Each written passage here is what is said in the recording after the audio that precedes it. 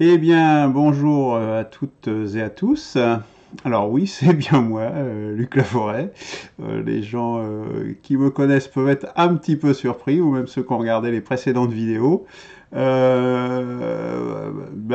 les cheveux très courts. Ce qui m'est arrivé, c'est que j'avais un peu les cheveux longs à la fin du confinement. Mon fiston, il est passé avec une tondeuse et voilà le résultat qui va au-delà de, euh, de ce que je pouvais supposer. L'idée, c'était d'avoir des mercredis de l'espoir un peu plus courts. C'était l'objectif de la semaine dernière. Malheureusement, ça n'a pas été trop réussi, puisqu'on a fait près d'une heure, comme d'habitude, hein, sur le thème de la Sixième République et des communes. Notamment, il y avait deux sujets, hein, c'était un de ceux-là. J'abandonne un peu l'idée de faire des mercredis de l'espoir plus courts, puisque bon, bah, il faut bien développer les sujets. Il y a beaucoup de sujets, hein. Il y a beaucoup de sujets dans les cartons. Donc, on ne peut pas réduire le délai. Autre chose par rapport à, pour ceux qui découvrent peut-être, il y a le nom de un P6R a changé, hein, c'était un président pour la Sixième République. Toutefois, c'était un peu sujet à ambiguïté, puisqu'il y a beaucoup de gens qui croyaient que c'était un président pour la sixième République, dans un système plus ou moins semi-monarchique. Alors c'est pas du tout ça. L'idée d'un président pour la sixième République, c'est un président pour mettre en place la sixième République via un mandat impératif. C'est-à-dire que sa seule mission à ce président, ça sera de mettre en place la sixième République. C'est ça que ça voulait dire un président pour la sixième République. Pour éviter toute ambiguïté, j'ai préféré renommer l'initiative en une perspective, la sixième République. Voilà. Voilà. Après, on peut expliquer une fois plutôt que de faire, ça rebutait un petit peu les personnes qui du coup ne comprenaient pas quelle était la finalité et qu'est-ce que ça voulait dire qu'un président pour la sixième République. Donc une perspective, la sixième République, ça prête beaucoup moins à ambiguïté. Alors, pour ce soir, donc, nous avons un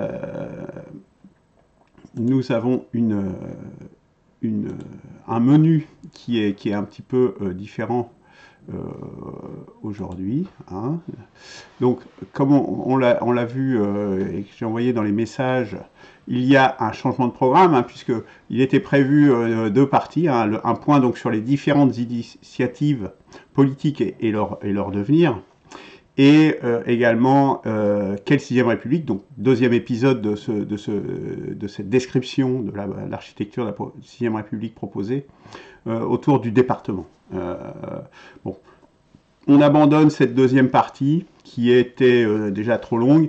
Et puis, bah, voilà, il y a cette question de révélation, en définitive. En analysant ces sujets, je me suis aperçu que, en fait, il y a la clé, on avait une clé ici très importante sur qu'est-ce qu'allaient devenir toutes ces initiatives politiques, pourquoi il y avait ces initiatives, et ce sur quoi elles pouvaient déboucher. Voilà. Donc, je vais me remettre peut-être aussi que vous me voyez en même temps, ça sera peut-être un peu plus sympathique de voir effectivement la description en même temps que la présentation. Alors, premièrement, il y a de nombreuses initiatives pour changer, hein. Donc, ils ont un point commun, c'est que leur idée, c'est de changer. Il faut changer la politique, changer le système politique. Alors, il y a plein de... Donc là, j'en ai mis quelques-unes, hein, mais il y en a d'autres. Ceux qui ne sont pas cités me le pardonneront. Dans différents domaines, différentes histoires. Il y en a qui sont récentes, il y en a qui sont beaucoup plus anciennes, qui se positionnent de façon différente sur des plans plus politiques, plus protestataires, plus écologiques, plus constituants, etc. Donc, il y a tout sur le RIC également, ou plus patriotique, hein. Il y a donc différentes orientations, et nous allons regarder ça un petit peu plus en détail. Donc, Premièrement, elles sont diverses, ces initiatives, mais elles participent toutes d'une même effervescence. C'est-à-dire qu'il y a une effervescence actuellement, avec plein d'initiatives, or qu'on est quand même, hein, je le rappelle, on est dans une situation où il n'y a pas d'échéance politique majeure à l'horizon. Les seules échéances, ce sont les municipales, qui sont plutôt perturbées, et en plus,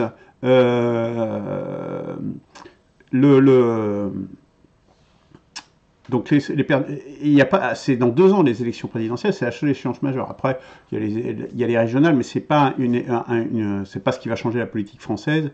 Et donc, pourquoi y a-t-il cette effervescence depuis quelques mois et depuis même quelques années avec les Gilets jaunes, qui n'étaient pas dans cette perspective politique directement, mais ça finit par déboucher dessus, fatalement. Pourquoi il y a cette effervescence en ce moment et quelle est la diversité de ces initiatives? Voilà, je dirais, l'intérêt de ce qui se passe. Donc, toutes ces initiatives ont leurs particularités. Il y en a, comme je disais, qui sont plus anciennes, qui sont plus récentes. Il y en a qui ont une vingtaine d'années. Hein. Il y en a qui sont issues, je pense par exemple au Conseil national de transition qui est après 2007, etc. Donc il y a des mouvements là-dedans qui ont vraiment de la bouteille. Mais il y a aussi Le Jour se lève qui vient d'être créé. Il y a l'initiative de Michel Onfray sur Front Populaire qui vient d'être créée. Voilà. Donc il y a différentes histoires et différentes temporalités, mais toutes, même les plus anciennes, sont réactivées actuellement et bougent. Hein. Il y a un vrai mouvement politique qui est en train, une vraie effervescence politique. Donc, qu'est-ce qui se passe? Leur diversité, elle vient aussi de leur orientation. Il y en a qui sont plus orientés revendication, d'autres qui sont plus orientés politiques. Revendication, ça va être tout ce qui tourne autour des gilets jaunes, hein, ou même du RIC, mais d'autres sont plus politiques ou plus patriotiques, par exemple, et sur les questions de souveraineté. Ça, c'est voilà, des types d'initiatives. D'autres, ça va être plus sur les aspects constitutionnels, revivifier la démocratie. Voilà, ce sont d'autres moyens. D'autres sont plus sur l'écologie, par exemple, et sur la crise écologique. Mais tous sont très actives. Hein. Je pense à partager, c'est sympa, par exemple. Bah, il y a une activité qui est très importante et ça déborde même le cadre de la pure écologie pour le coup. Elles sont soit plutôt marquées à droite, soit plutôt marquées à gauche. Bon, par exemple, prenons par exemple les constituants, ils sont plutôt marqués à gauche, hein, même s'ils sont constituants. Puis il y a beaucoup de gens qui sont aussi dans le ni-ni, c'est-à-dire qu'ils sont ni droite ni gauche, et même ni parti, ni politique, etc. Ils ne veulent même pas entendre. Bon, voilà, c'était un petit peu le mantra des Gilets jaunes, c'est on ne veut pas de politique. Mais fatalement, à un moment donné, quand on s'inscrit dans la durée, on retombe dans la vie de la société, tout simplement, ce que veut dire la politique. Et puis, ils sont divers également, ces moyens, ces mouvements par les moyens. Donc, par exemple, il y en a, c'est simplement le nombre. Le jour se lève, c'est leur mot d'ordre, c'est il faut qu'on soit le nombre. Et quand on sera nombreux, par ce nombre, on réussira à changer des choses. On ne sait pas quoi exactement, mais voilà, c'est le nombre qui... donc, voilà, c'est le moyen d'action, c'est ça. D'autres, ça va être des influenceurs. Ils vont écrire, ils vont essayer d'influencer tel ou tel aspect de la société. D'autres sont plus directement, par exemple, dans des genres de coups d'État ou d'insurrection. Hein. Il y a des mouvements comme ça pour mettre en place, par exemple, des gouvernements militaires, hein, dirigés par des militaires. Il y a des gens qui sont dans cette optique-là, ou des hommes forts, etc. Il y a d'autres, c'est des lieux de débat. Bon, bah, je parlais de Front Populaire de Michel Onfray. Bah, typiquement, c'est de créer un lieu de débat pour les gens, pour les souverainistes. Hein, c'est autour de ça qu'il parle.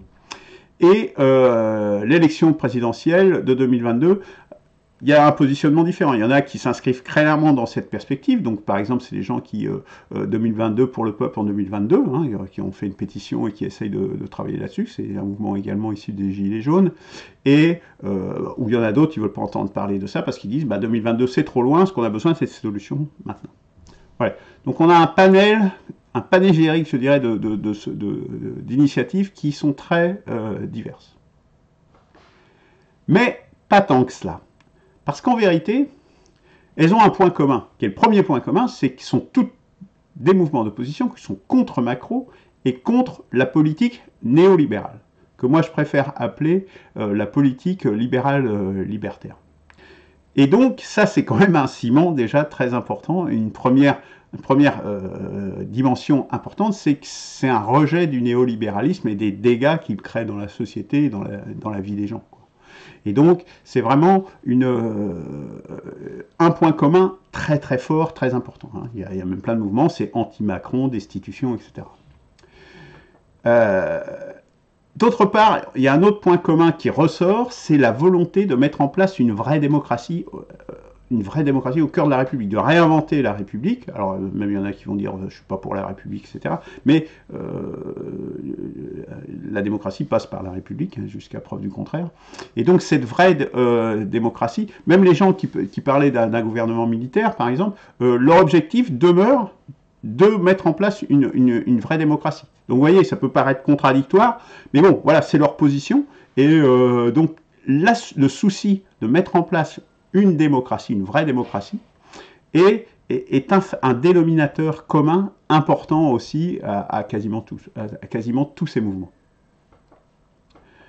Donc fatalement, si on veut remettre de la vraie démocratie, ça veut dire qu'on reprend de la souveraineté, c'est-à-dire que la souveraineté s'impose fatalement pour pouvoir justement mettre en place et avoir les vrais leviers de commande, et pas que ces leviers de commande soient aux mains d'oligarques qui ne sont élus d'Indiev d'Adam ou qui contrôlent des marionnettes comme Macron et consorts.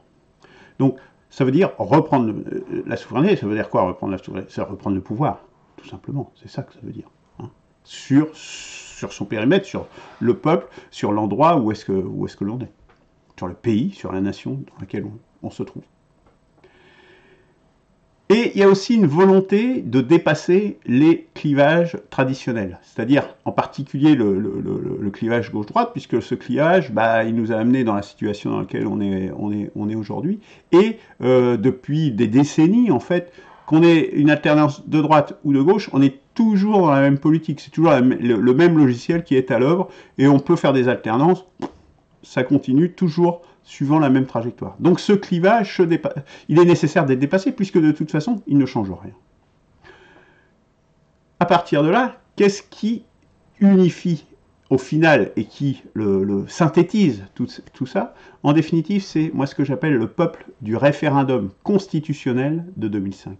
Au fond, tous les gens qui sont là, ce sont les gens qui ont voté à 55% en 2005, contre le système tout entier opposé à ça, qui ont voté contre le référendum constitutionnel, c'est-à-dire une constitution européenne qui était proposée et qui était rejetée, et donc qui a réuni tout ce peuple. Voilà, ça c'est vraiment le cœur de toutes ces initiatives et ce qui les rassemble, et ce qui en fait un point commun, la synthèse de ces points communs. Et ce peuple, je dirais, il s'est sans doute élargi depuis, puisque on a eu des mouvements sociaux, il y a eu des gens qui étaient à l'époque, qui ont peut-être voté pour, parce qu'ils croyaient en l'Europe, mais sauf que l'Europe, c'est pas une Europe, je dirais, pour faire un peuple européen, ou une perspective européenne, ou une confédération européenne, ou je ne sais quoi. C'est une Europe pour faire un marché, pour faire une banque, de l'argent, et le néolibéralisme. Donc on n'est pas du tout dans une démarche populaire, je dirais, pour résumer. Voilà. Donc diverses ces initiatives, mais pas tant que ça, et en fait il y a un gros point commun, le référendum constitutionnel de 2005. Autre élément, toutes ces initiatives, elles n'arrivent pas dans un désert. On est dans un contexte politique, on est dans une vie politique française qui est là, qui est particularisée par une situation qui est bloquée. La situation politique française est bloquée, elle est bloquée déjà depuis longtemps. Et notamment dans le duel qu'on nous annonce pour 2022, qui est le duel Macron-Le Pen, dans lequel on est enfermé dans ce duel et on ne peut pas en sortir. Et il n'y a pas de perspective unificatrice. On n'est plus au XXe siècle où on avait le socialisme ou le communisme qui était aussi, ou le gaullisme de l'autre côté, qui étaient des perspectives unificatrices et qui embarquaient des larges parts de la population et qui permettaient de faire adhérer et de donner une perspective crédible et de gouvernement pour des larges parts de la population. On n'est plus dans cette situation puisqu'il n'y a plus de perspective unificatrice, tout le monde est complètement atomisé. Les Français sont divisés, et ça ne vient pas de rien. C'est-à-dire que c'est pour ça que je préfère parler de libéralisme libertaire, parce que le libéralisme libertaire, c'est justement de diviser les gens, les hommes contre les femmes, les blancs contre les noirs, les enfants contre les parents, les consommateurs contre les producteurs, c'est même le nœud du sujet. Donc les Français sont divisés. Et on ne pourra en sortir que si on réunifie les Français. La préalable à tout changement véritable, c'est de réunifier les Français. Sinon, rien ne sera possible, tant en interne qu'en externe, parce qu'on n'aura pas la force suffisante pour le faire. Donc le but, la perspective, la sortie ne peut être que par une réunification préalable des Français. Sortie positive, j'entends. Alors, regardons ça, c'était pour la situation, mais faisons un petit inventaire justement pour alimenter cette situation. Bon, prenons Marine Le Pen, qui est le premier parti, le parti le plus important, mais malgré que c'est le parti le plus important, il est quasiment impossible, quoi qu'on pense de ce qu'elle propose. Hein, je ne me pose pas sur ce plan-là, je me pose simplement sur le fait, est-ce qu'elle peut être élue ou pas? Est-ce qu'elle peut mettre en place une politique ou pas, nous sortir avec ses propositions? Bref. C'est quasiment impossible qu'elle soit élue. Admettons même qu'elle fasse une progression énorme de 10% au deuxième tour à la prochaine élection présidentielle. Elle sera à 45%. 45%, vous n'êtes pas élu. Même 15%, ça serait encore limite.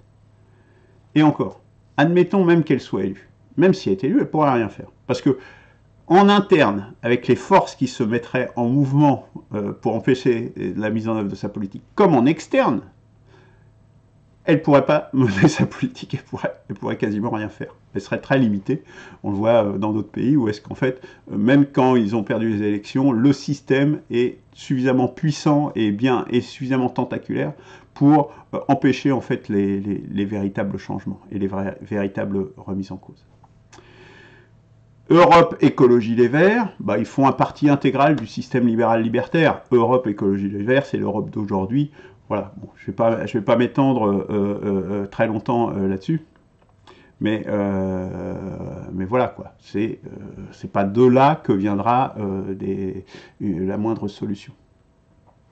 Je continue sur le contexte politique, donc il y a Mélenchon, mais Mélenchon, il fait une vingtaine de pourcents aux dernières élections, mais il est incapable également, j'en suis persuadé, de rassembler suffisamment largement les Français pour gagner l'élection au deuxième tour de l'élection présidentielle. C'est impossible, parce qu'il est clivant, il est trop clivant, et il aura trop d'opposition pour pouvoir vraiment, au dernier moment, quand dans la dernière ligne droite, il sera empêché, il ne pourra pas passer. Et qui plus est, par exemple, sur la Constitution et sa proposition de 6e République, elle est très partisane, très marquée à gauche, ce qui pour une Constitution, c'est pas trop possible quand même. Ça doit être consensuel, puisque ce sont les règles du jeu. Après, il y a d'autres mouvements de droite, de gauche et d'autres mouvements écologistes. Bon, tous, ils ne pèsent pas politiquement. Ils peuvent avoir quelques victoires locales, ponctuelles, mais c'est tout. Et politiquement, ils ne pèsent pas pour pouvoir changer réellement l'orientation. Dernier élément de l'inventaire, les Gilets jaunes, qui eux ont malheureusement plutôt une approche essentiellement protestataire. Bon, c'est un mouvement populaire, peut difficilement en être autrement, et qui n'offre pas de solution, à l'exception du RIC, du référendum d'initiative citoyenne. C'est la seule voie, je dirais, positive de sortie, de position positive qui propose. Et en plus, il n'y a pas de tête pour tracer une voie, il n'y a pas de direction unifiée. Donc, un canard sans tête, il court n'importe où, hein. Qui plus est, même maintenant dans les mobilisations, l'échec des mobilisations récentes montre que ce mouvement est plutôt dans une impasse aujourd'hui. Je ne fais que le constater, hein, c'est tout. Enfin, j'essaye d'être le plus factuel possible et de ne pas... on est dans l'analyse, là, hein, c'est tout, froide, je dirais.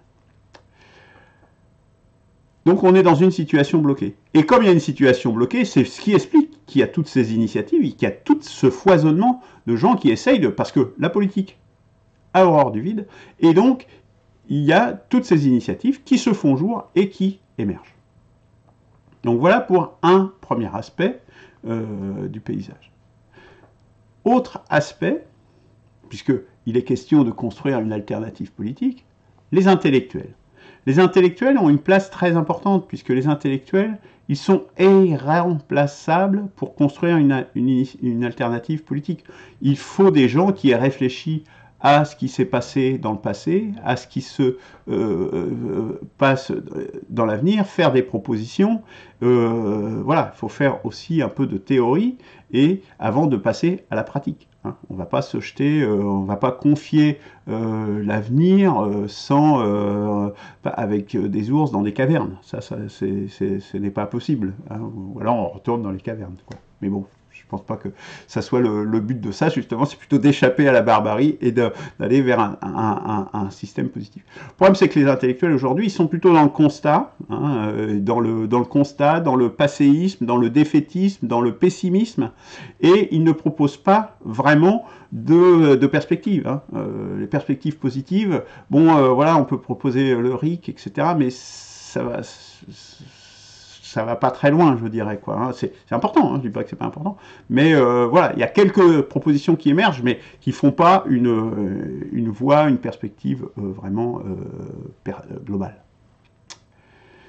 Mais on ne construira pas d'initiative politique crédible, durable, sans... Là, j'ai mis plutôt des philosophes et des penseurs, mais il y a aussi des économistes et des gens plus orientés sur le droit, etc., qui sont d'autres branches qui sont importantes également dans le monde intellectuel. On ne pourra pas faire sans eux. On ne peut pas tracer une perspective comme ça sans se référer à des gens qui ont travaillé déjà la question depuis longtemps et qui réfléchissent à ces questions depuis longtemps. Alors ça, c'est une page juste pour les droits d'auteur. Comment converger? On arrive à l'élément le plus important pour lequel j'ai une révélation à faire, je le dis aujourd'hui. Pour moi, ça m'est apparu comme une révélation, et cette révélation, j'ai voulu vous en faire part. Comment converger? Parce que c'est éclaté, c'est atomisé, comment converger? Eh bien, je dirais que ce qui nous a réussi, ce qui a réussi avec succès à nous réunir en 2005, dans le refus, c'est quoi? C'est une constitution, c'est la constitution européenne. Et on a gagné, c'est ce peuple-là qui a gagné. Eh bien, ce qui nous a réunis avec succès dans le refus en 2005, peut nous réunir pour un même succès dans l'adhésion en 2022. Qu'est-ce que c'est? C'est la Constitution. La Constitution vers la 6e République, c'est ça la clé. Et c'est la clé du succès. Parce que dans le passé, ça a déjà marché. Pourquoi est-ce qu'on ne pourrait pas réunir le peuple sur le même sujet? La Constitution. Vous voyez la force de ce que ça veut dire? Ça veut dire que là, on a le levier, on a notre point de convergence possible, puisqu'on l'a déjà eu dans le passé, on l'a prouvé. C'est plus à prouver, on l'a fait. Mais on l'a fait dans le rejet. Parce qu'à l'époque, on n'était pas réunis. Et maintenant, il faut nous réunir. Il faut être dans le positif, dans la proposition, dans l'adhésion. Et on peut réunir ce même peuple dans le succès, dans l'adhésion en 2022. Et le succès, la clé, c'est la Constitution, c'est-à-dire les règles du jeu. C'est-à-dire que ce n'est pas partisan. La Constitution n'est pas partisane. La Constitution, c'est comment est-ce que notre peuple fait vivre sa démocratie, accepte de travailler ensemble, accepte de gagner, de perdre les élections. Voilà. Et réoriente la démocratie, réoriente notre avenir en commun. Eh bien voilà. Voilà la clé du succès de demain, parce que ça a été la clé du succès d'hier. Voilà comment converger, et voilà la révélation que je voulais vous faire ce soir, parce qu'elle est fondamentale. Parce que c'est la clé pour 2022, c'est la clé pour réorienter, c'est la clé pour ouvrir une nouvelle perspective, vraiment un nouvel espoir pour tout le monde. Et pas simplement. Et ça va permettre de réunifier le peuple et de l'unifier de telle façon que, tant en interne qu'en externe, par rapport à l'Europe et à tous les oligarques et à tous les réseaux qui existent dans le monde entier, cette réunification du peuple français, c'est ce qui craignent le plus, autour d'un objectif que tous peuvent partager, puisqu'on l'a déjà fait. On l'a déjà fait, on peut le refaire, mais on peut le faire en mieux. On peut transformer l'essai qu'on a marqué en 2005, il faut le transformer en 2022. Voilà. Et c'est le même sujet, c'est le même ballon. Il faut reprendre le même ballon, jouer le même jeu. Et donc, la Constitution, c'est la clé. C'est la clé pour nous réunir. Il n'y en a pas d'autres. Enfin, il y en a peut-être d'autres, mais je n'en vois pas d'autres. Et celle-là, en tout cas, c'est la seule qui ait déjà fonctionné. Et donc, elle a fait ses preuves. Alors, est-ce que c'est suffisant? Est-ce que c'est suffisant? C'est nécessaire, ça ouvre un nouvel espoir, ça ouvre un rayonnement, cette Constitution, qui pourra aller, moi c'est ce que j'appelle les nouvelles lumières, qui vont déborder les frontières de la France, qui peuvent déborder les frontières de la France, parce que cette initiative, ces principes, voilà, on peut donner une autre perspective, parce que les gens, vous prenez des Trump, etc., ou des Salvini, ou le mouvement 5 étoiles en Italie, etc., des gens comme ça, ils sont dans la négation, etc., mais ils ne réinventent pas la politique. Ils continuent, en fond, le même logiciel. Hein. Là, on a l'occasion de mettre à niveau le logiciel de façon considérable.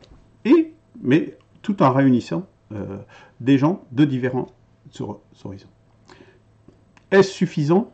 Toutefois. Non. Non, ce n'est pas suffisant, cette Constitution pour 2022, et pour deux raisons. La première raison, comme je disais, il y a une forte attente dans la population. Il y a déjà des gens qui disent on ne peut pas, et qui sont déjà dans la situation, dans la proposition insurrectionnelle, et qui disent il y a une très forte attente, et on ne peut plus attendre. Et cette proposition, c'est clairement d'attendre encore jusqu'à 2022 avant d'avoir des solutions. Donc on ne peut pas faire attendre ces gens éternellement, parce qu'il y a des gens qui sont dans des situations dramatiques. Et deuxième raison, qui est au moins aussi forte, puisque cette nécessité elle va devenir croissante, puisque la crise qui s'annonce est très très importante, et donc elle va en fait porter ses fruits, ses effets, elle commence déjà à porter ses effets, j'en parlerai à la fin, mais elle va porter de plus en plus ses effets, et dans 2 ans, ces effets seront vraiment importants, donc il faudra y répondre, on ne pourra pas faire autrement. Mais comment y répondre? On ne peut pas faire un programme. Parce que si on faisait un programme, on referait ce qu'a fait Mélenchon avec sa 6e République précédemment. C'est-à-dire qu'il a à la fois un programme de gauche et une constitution. Et il n'a jamais réussi d'ailleurs à articuler les deux, parce que ça ne se situe pas au même plan. Le plan de la constitution, c'est le plan justement qui rassemble transpartisan, au-dessus des partis, ni droite ni gauche, mais qui justement est là pour rassembler tout le peuple. Et donc, on ne peut pas mélanger constitution et programme partisan. C'est impossible, sinon ça ne marche pas, parce que c'est bancal. Donc ça ne peut pas être un programme. Donc il faut résoudre cette solution, ce problème. Et la proposition que je fais, c'est d'avoir un plan d'urgence. Un plan d'urgence, ça veut dire quoi? Une poignée d'actions concrètes sur lesquelles tous les citoyens peuvent s'accorder, sur la base du consensus. C'est-à-dire tous les gens qui vont participer à l'initiative, qui vont participer à ce projet de mettre en place cette 6e République, cette nouvelle Constitution, vont se mettre d'accord sur un plan d'urgence avec le peuple, hein, en le consultant, mais autour d'un consensus. C'est-à-dire que ce qui ne fera pas consensus ne pourra pas faire partie du plan d'urgence. Donc un exemple, c'est l'augmentation du nombre de lits d'hôpitaux, qui est actuellement de 6 pour 1000 habitants en France, pour le passer à 8, c'est-à-dire s'aligner sur ce qui existe en Allemagne ou en Russie. Voilà une proposition, c'est un exemple, qui, à mon avis, peut faire consensus dans toute la classe politique qu'on appelle souverainiste, etc. Moi, je ne parle pas de souverainisme, je parle de peuple et de peuple du référendum de 2005. et qui peut faire consensus parmi tous ces gens-là. Hein, à une condition, bien entendu, que cette liste soit réaliste et qu'elle soit chiffrée, évidemment. On ne peut pas dire dans un plan d'urgence on rase gratis, c'est pas possible. Il faut que ça fasse consensus et que ça soit chiffré, donc que ça soit faisable. Voilà la proposition, parce que ce n'est pas suffisant de venir devant les électeurs et de leur proposer simplement une constitution comme ça. Un plan d'urgence, une dizaine de points, pas plus, hein, quelque chose comme ça, et qui va permettre, sur des actions, que des actions très concrètes, chiffrées. Point. Et qui permettra, parce que si on va au-delà, eh bien, on va retrouver les clivages partisans, les gens ne vont pas être tous d'accord, et donc à partir de là, eh ben, on n'aura pas réussi à réunifier le peuple sur ce qui était le plus important dans l'immédiat. Alors, et un PSICR, c'est-à-dire l'initiative, une perspective, la 6ème République, dans tout ça. Eh bien, je dirais, nous, notre seule ambition, c'est de réunir les Français et de pouvoir mettre en place, justement, des moyens pour empêcher la barbarie. Moi, je pense que la barbarie, c'est ce qui nous guette, vraiment, dans différents domaines, dans plein de domaines, écologiques, politiques, sociétaux, robotiques, etc., etc. J'en passe et des pires. Donc, voilà, nous, notre seule ambition, c'est ça, et donc c'est de mettre en place justement une 6ème République qui va permettre, par la démocratie, par l'expression populaire, de résoudre ces problèmes, par une vraie démocratie, évidemment, hein, pas par des oligarques qui décident à la place du peuple. Et donc, voilà, notre ambition, c'est justement favoriser l'émergence. Donc, je dirais qu'un PSICR s'inscrit, je dirais, tout naturellement là-dedans, et en fait, le rôle d'un PSICR, c'est d'être un catalyseur de cette 6ème République, de cette nouvelle constitution. Donc, je dirais qu'on est comme un poisson dans l'eau, quoi. Hein. Le rôle de catalyseur, voilà, donc c'est de faire des propositions et de donner des pistes et des voies pour que ça marche, pour que ça réussisse. L'idée, elle n'est pas de se faire plaisir ou de faire joujou. L'idée est de réussir. Moi, je suis pas là pour... moi, j'ai mieux à faire, hein, je vous le dis franchement. Enfin, j'ai mieux à faire. Non, je pense que si je tiens... C'est quelque chose qui me tient vraiment à cœur, mais je pourrais faire d'autres choses. C'est important, c'est vital de faire ça, parce que sinon, on part dans la barbarie, justement. C'est ce que j'expliquais précédemment. Donc, un PSICR, c'est d'être le catalyseur pour mettre en place cette 6ème République. Voilà le rôle qui s'assigne. Donc, apporter sa contribution. Donc, les contributions, bon, on en a déjà apporté, mais on va continuer, hein, et cette vidéo c'en est une, cette proposition c'en est une, autour de principes renouvelés. Donc, ça, c'est la première grande famille de propositions, avec les meilleurs penseurs du passé, des gens qui ont déjà pensé sur les constitutions et sur l'évolution démocratique telle qu'elle était nécessaire. Voilà, j'en ai déjà parlé dans d'autres vidéos, mais c'est vraiment très important. Ce sont des penseurs d'un haut niveau, qui sont assez peu reconnus, malheureusement, mais lisez-les, donc Simone Veil, la philosophe, et Michel Clouscar. Voilà, ce sont des poids lourds, qui ne sont pas reconnus à leur juste valeur, croyez-moi. Lisez-les, vous allez voir qu'ils répondent très précisément et très exactement à ce dont nous avons besoin pour aujourd'hui. Mais ces meilleurs penseurs du passé, bah, il faut s'appuyer dessus, bien évidemment. Mais il faut aussi que ceux du présent se mobilisent.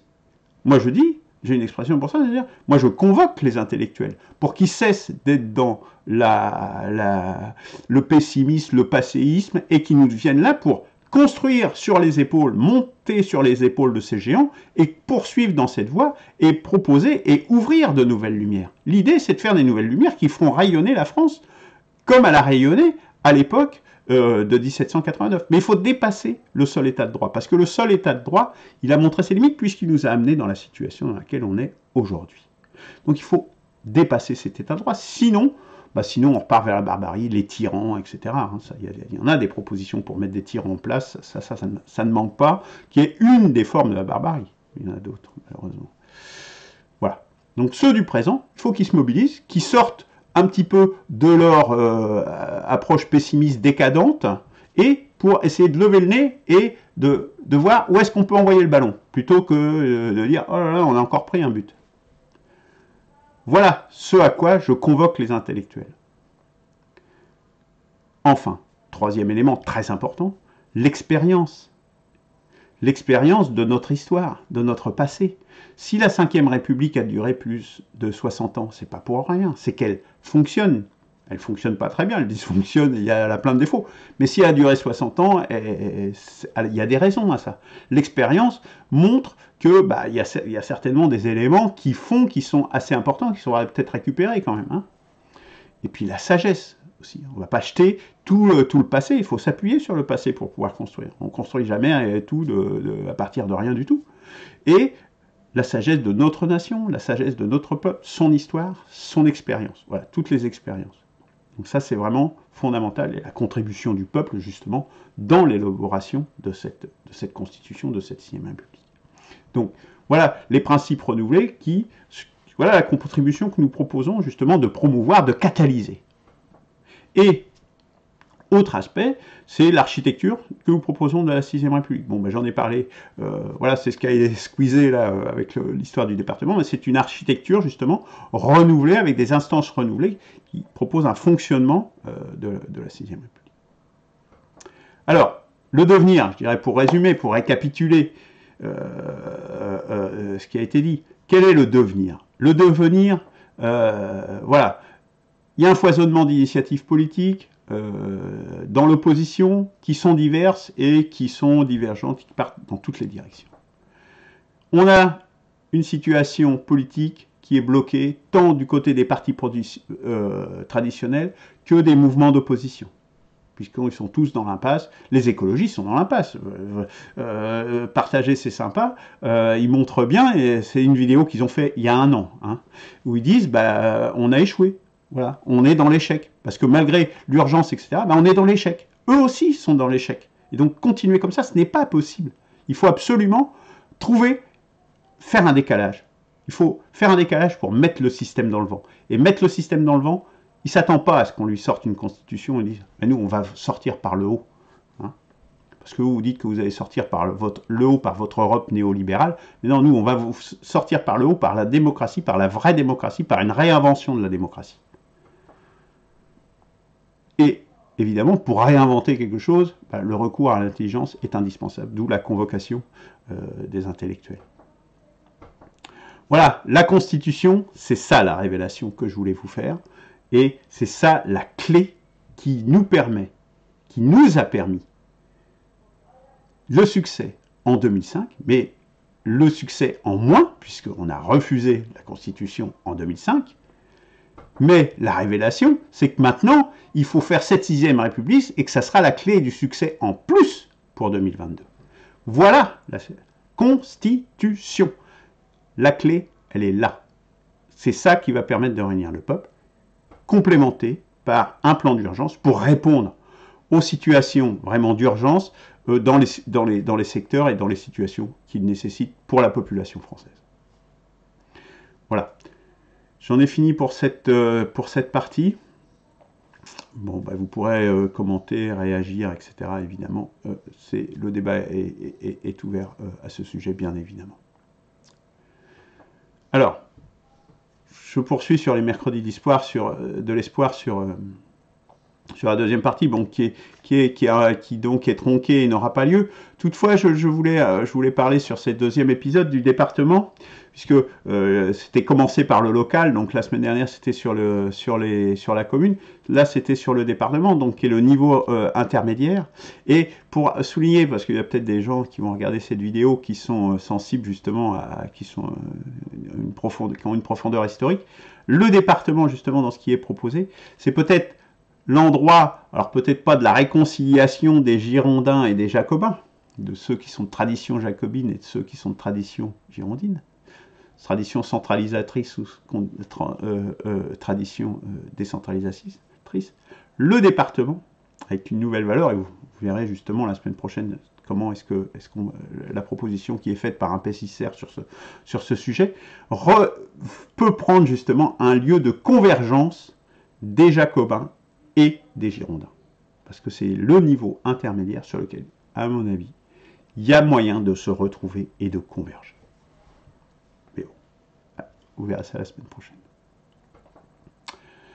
Voilà, donc le mot de la fin, le mot de la fin, c'est évidemment. Alors je cherche ma souris.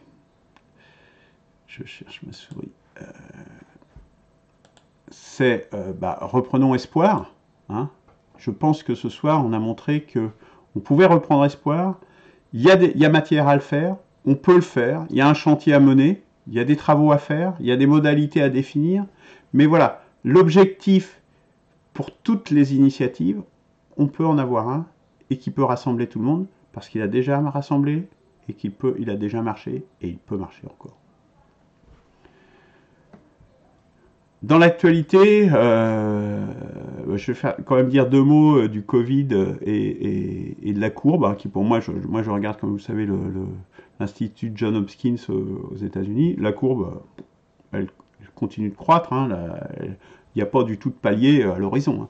Alors ça, c'est la courbe au niveau mondial, hein, mais voilà, quoi, enfin, ça fléchit absolument pas. Hein, pour l'instant, on est toujours... on verra. Bon, voilà, peut y avoir des disparités suivant les pays, mais c'est pas, enfin, le plateau au niveau mondial n'est pas atteint en tout cas. Donc courage, vigilance. Hein, attention, hein, c'est pas une grippette, hein, le Covid-19. Hein, c'est pas une grippette. C'est peut-être pas la peste, mais c'est pas une grippette non plus. Je peux vous le garantir. Moi, j'ai des gens dans ma famille qui l'ont. Voilà. Bon, ils sont pas morts, mais c'était une jeune femme. Hein. Bon, bref. Il y a de bonnes nouvelles visiblement du côté de la recherche. Bon, voilà. Mais pas trop du côté de l'hydroxychloroquine qui semblerait pas efficace. Bon, voilà, moi je suis pas spécialiste. Hein. Donc attention, ne suivons pas Pierre, Paul ou Jacques, je dirais. Voilà.